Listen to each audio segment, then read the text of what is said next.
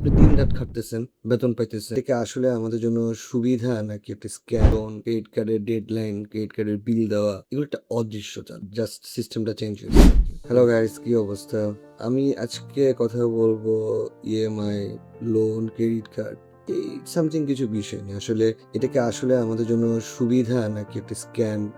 আমরা আসলে সেই পুরান আমলের দাসত্বর মতোই আছি।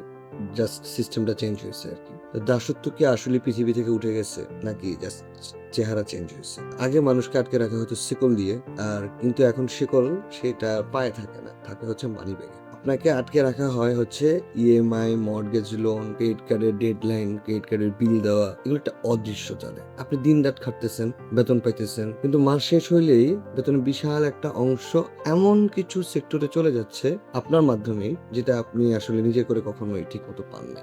একটু আমি নেট ঘাটাঘাটি করে যে ডাটা অ্যানালাইসিস পেলাম যে ২০২৫ সালে অনুযায়ী গোটা পৃথিবীতে মোট প্রায় $৩৫০ ট্রিলিয়ন, মানে প্রায় $৩৫০ ট্রিলিয়ন লোন আছে। এটা পৃথিবীর সব মানুষ যদি টানা ৩ বছর একটা টাকা খরচ না করেও ক্লিয়ার করতে থাকে, তারপরও সেটা শোধ হবে না। তাহলে এই বিপুল টাকাটা আসলে কোথায় যাচ্ছে? লাভটা কে করতেছে? এটা কি কখনো ভাবছেন যে এই যে লোন সিস্টেমটা এখন বিশ্বের বাজারের সবচেয়ে বড় লাভজনক এবং একটি বড় স্ক্যাম? ইতিহাস যদি ঘাটেন দেখা যাবে যে রাজারা একসময় হুট করে বলতো সব ঋণ মকুফ করে দেওয়া হলো।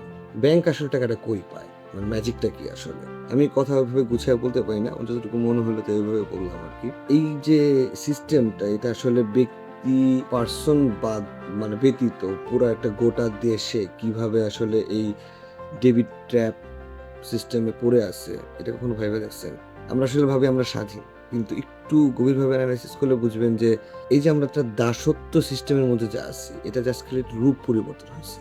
আগে মালিকরা চাবুক মারতো, বাজারে পণ্য বেচা-কেনার মতো দাস কেনা-বেচা হতো। বাট আধুনিকতার ছোঁয়ায় সেটা হচ্ছে সিস্টেম চেঞ্জ হয়ে গেছে। সেই মালিকের চাবুক মারা থেকে এখন ইকোনমি আমাদের তাড়া করে বেড়ায়।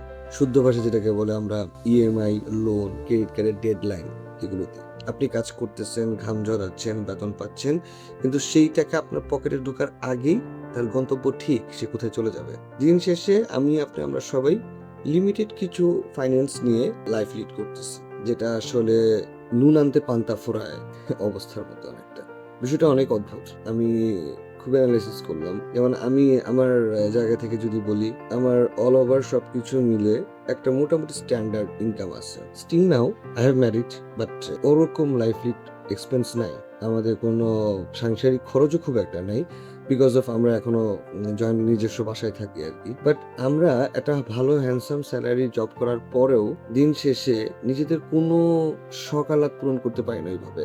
এই ক্রেডিট কার্ড, লোন, ইএমআই এগুলো দিতে শেষ হয়ে যায়। হ্যাঁ, সেটার মাধ্যমে আমরা লাইফ লিড করতেছি, বাট আল্টিমেটলি যখন শেষে চিন্তা করা হয় যে আমি যে জিনিসটা ৳২ দিয়ে কিনতে পারতাম, যদি আমার কাছে ক্যাশ টাকা থাকতো, আমি হয়তোবা লোন, ক্রেডিট কার্ড বা ইএমআই এর মাধ্যমে কিনছি। সেই ৳২ জিনিসটা দিতে হচ্ছে ৳৮, ৳৬ এরকম।